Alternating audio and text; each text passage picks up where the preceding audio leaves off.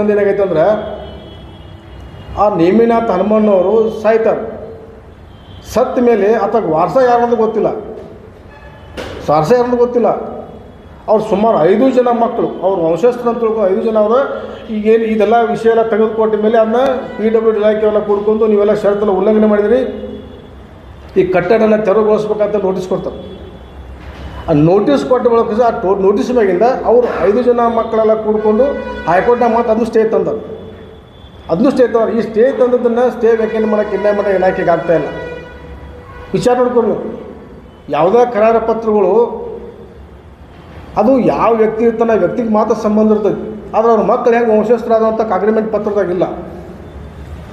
ಅದಕ್ಕಾಗಿ ಇವತ್ತು ಅದನ್ನು ಯಾವುದೇ ಪರಿಸ್ಥಿತಿಯೊಳಗೆ ಇವತ್ತಿನ ಮಟ್ಟ ನಾವು ಅವಕಾಶ ಮಾಡಿಕೊಡ್ತೀವಿ. PW ಇಲಾಖೆಗಳು, ಹಿರಿಯ ಅಧಿಕಾರಿಗಳು ಎಲ್ಲರೂ ಶಾಮೀಲ್ದಾರ. ತ್ವರಿತವಾಗಿ ಅದನ್ನು ಸರ್ಕಾರ ತಮ್ಮ ಸುಪರ್ದಿಗೆ ಪಡ್ಕೋಬೇಕು. ಇಲ್ಲಿವರೆಗೂ ಆದಂಥ ಆ ನಷ್ಟವನ್ನು ಸಂಬಂಧಪಟ್ಟಂಥ ಅಧಿಕಾರಿಗಳ ಕಡೆಯಿಂದ ವಸೂಲಿ ಮಾಡಬೇಕಂತ ಆಗ್ರಹವನ್ನು ನಮಗೆ ಮಾಡ್ತಾಯಿದ್ದೀವಿ. ಇವತ್ತು ತಮ್ಮೆಲ್ಲರಿಗೆ ವಿಷಯ ಹಂಚುವ ಮುಖಾಂತರ ಬೆಳಗಾವಿ ಜಿಲ್ಲಾಧಿಕಾರಿಗಳಿಗೆ ಮತ್ತು ಜಿಲ್ಲಾಧಿಕಾರಿಗಳ ಮುಖಾಂತರ ಇಲಾಖೆಯ ಪ್ರಧಾನ ಕಾರ್ಯದರ್ಶಿಗೆ ನಾವು ಪತ್ರ ಕಳಿಸ್ತಾ ಇದ್ದೀವಿ. DC ಮುಖಾಂತರ ಭಾಳ ನವೀನ ಸಂಗತಿ ಇದು. ಏನಪ್ಪ ಅಂತಾರೆ ಅವೆಲ್ಲ ಪ್ರಭಾವಿ ಜನ ಇರ್ತಾರೆ, ಅಧಿಕಾರಿಗಳು ಅವ್ರಿಗೆ ಏನು ಮಾಡ್ತಾರೆ ಗೊತ್ತಿಲ್ಲ. ತಮ್ಮ ಅಧಿಕಾರ ಪ್ರಭಾವ ಮಾಡಿದಂಥ ಸರ್ಕಾರಿ ಆಸ್ತಿಗಳನ್ನ ಸಾಕ್ಷ್ಯ ಉಳಿಸೋದಕ್ಕೆ ಅನುಕೂಲ ಆಗ್ತದೆ.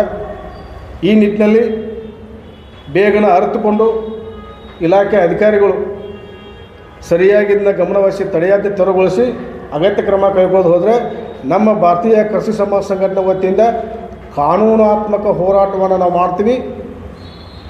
ಅದಕ್ಕಾಗಿ ಇದಕ್ಕೆ ಜಿಲ್ಲಾಧಿಕಾರಿ ಜವಾಬ್ದಾರಿ. ತಮ್ಮ ಆಡಳಿತದಲ್ಲಿರ್ತಕ್ಕಂಥ ತಮ್ಮ ಜಿಲ್ಲಾ ವ್ಯಾಪ್ತಿಯಲ್ಲಿ ಬರ್ತಕ್ಕಂಥ ಸರ್ಕಾರಿ ಆಸ್ತಿಗಳನ್ನು ಉಳಿಸ್ಕೊಳ್ಳೋದು ಕೂಡ ಜಿಲ್ಲಾಧಿಕಾರಿಗಳ ಅಧಿಕಾರ, ಅವ್ರ ವ್ಯಾಪ್ತಿ ಬರ್ತದೆ.